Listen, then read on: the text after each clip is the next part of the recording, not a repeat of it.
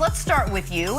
Has James Harden proven how valuable he is to the Rockets, or should Houston still trade him? Well, Happy New Year to everybody. Look, his value was never in question. I mean, we all know how phenomenal he is. He's an all-time great, and the Rockets are a better team with him. Whether or not they should trade him depends on two things. One, what is his trade value? What are teams offering? I'm not budging if I'm the Rockets on what I demand. A great young player, draft picks, and some other stuff. So don't lower your asking price. Number two, it depends on his attitude. Like, if we play well with John Wall and Christian Wood and so on and so forth, and Harden comes in and says, look, I don't want to be traded. I like what we're doing here. And furthermore, comes out publicly. Like, this is what I'm looking for if I'm the Rockets. He has to come out publicly and say, I'm not trying to be traded anymore. This is my team. This is my city. I want to win a championship with the Rockets. I want to finish my career here. And his attitude, not only in games has to be good, but in practice, he's got to adapt to a new culture where, yeah, he's the superstar. He gets perks, but you can't be late for flights all the time. You're not running everything like you did before. And furthermore, he has to be willing to sign that long-term contract extension when he's able. And I say all that because of this. If he doesn't give you that, then you have to trade him at some point this season because you have the leverage right now, but as time goes on, he will get the leverage. And if he goes in the next year in Houston saying the same thing, I want to be traded, then he'll have real leverage, and it'll lower the value on the market, and teams will know that you're desperate, and they'll offer you even less. So I said a lot there, but unless he says he wants to stay in Houston long term and is willing to sign the extension, then unfortunately you still are going to have to trade him at some point. I like how you laid out that scenario, but the reality is this, Chris. James Harden will be traded by the end of this month. Like, he's not going to go too much longer as a Houston Rocket. We know who he is as a player. They may even be a better team with John Wall and Boogie and family and friends. Maybe. Right? Better than Russ, better than CP3, better than Dwight Howard and all those other guys they traded for to try to get it done. But this comes down to James Harden looking at his team, looking at the bench and saying, can this team put a ring right here? And the answer is no.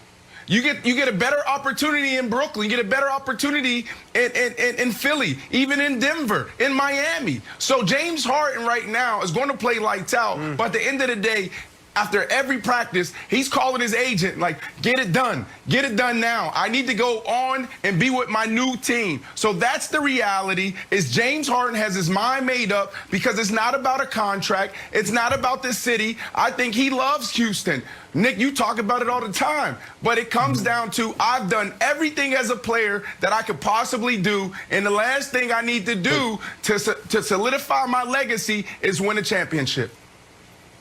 But this is where Harden is his own worst enemy. And that's in a good and a bad way. He's his own worst enemy in a bad way with some of the Instagrammed off-court shenanigans that took a guy like me who has done nothing but defend Harden. Even I said it's too much. But he's his own worst enemy in a good way in that he had 33, 6, and 8 last night. And it was unquestionably his worst game of the year. He's too good.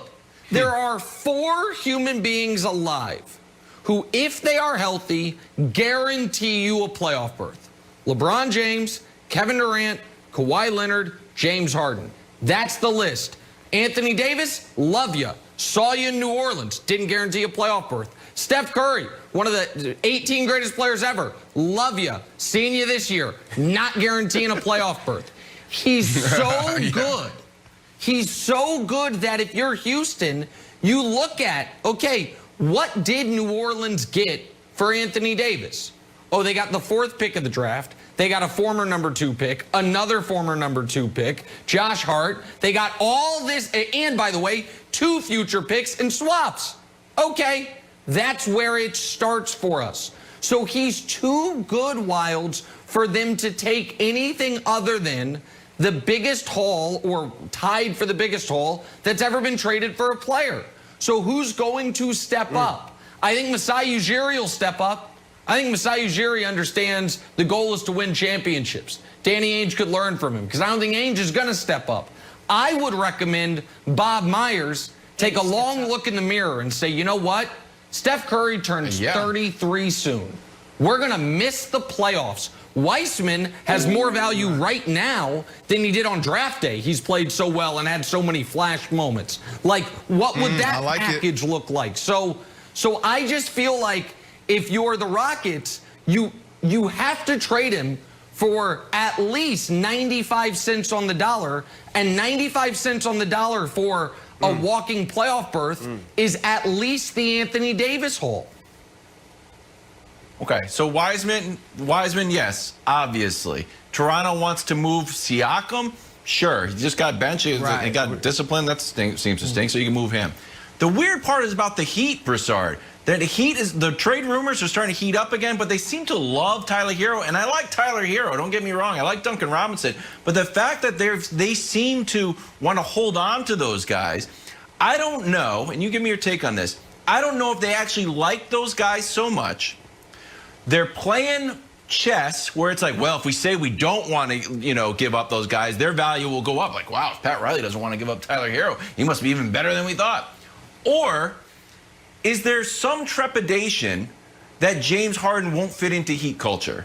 That Jimmy Butler, like, we get here, we work, we're about all business, that James Harden won't actually fit? Which one of those things do you think is preventing the Heat from making the move? Well, Pat Riley's always playing chess, so you can bank on that. However, yeah, there's got to be a little concern because the Heat is big on culture. They know it is not just about talent. Jimmy Butler's not the most talented player in the world, but he fits so well into their culture that you saw what happened last season. So there's a little concern about that, but I want to go here. James Harden has got to look in the mirror, too. As great as he is, Nick, and you were right, I don't remember if Giannis was on your list, but let's say this. If you take the players on Harden's level and exchange them with him, exchange LeBron with Harden in Houston, Kawhi, Kevin Durant, and Giannis. They don't want a title. Houston's considered a contender. They don't. He's not winning a title there. But he's not winning a title in Toronto. I mean in the past. He's not winning a title in Denver. He's not winning a title in Portland either. Like, half the teams on his list probably not winning a title in Miami.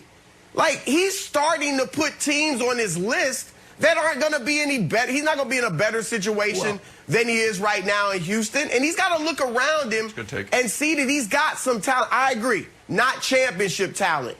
But where can he go other than Brooklyn that we know he's going to have a great chance at winning a title? Well, so I disagree in that I think he would have a very good chance in Miami, a very good chance in Philly. I think we have to trust what the Toronto has built. They have Raptors culture. They just don't market it as well as the Heat fans do and Pat Riley does, but what they've built up in Toronto. And I should have included Giannis on my list of walking playoff berths. My apologies to Giannis because he hasn't had the playoff success. I forgot about him, which I shouldn't have done. But the point is, and this kind of draws together what Broussard was saying and what Brandon was saying, the biggest obstacle to James Harden winning a title previously, it was partially that you had to go through the Warriors, and it was partially that James Harden is an all-time great that didn't quite play great enough.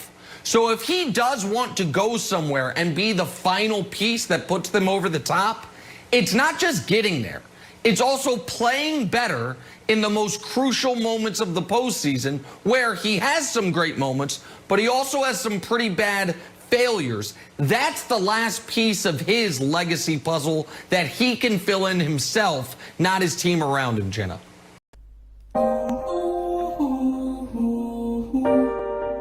Yeah.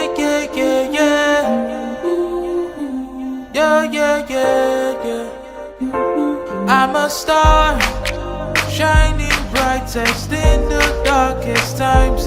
I'm a star. Twinkle, twinkle, I bring the sparkle in. Light your